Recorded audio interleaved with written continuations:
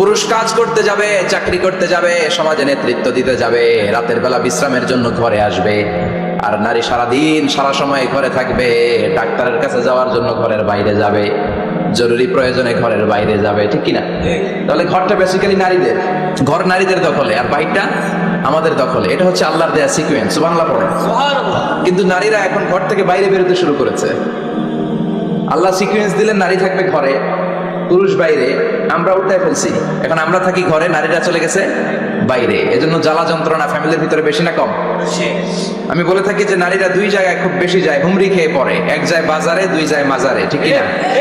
মাজারে যায় অনেক, ছেলে নাই মেয়ে নাই, ভাবে যে মাজার থেকে সন্তান পাওয়া যায়, এরকম আছে না নাই?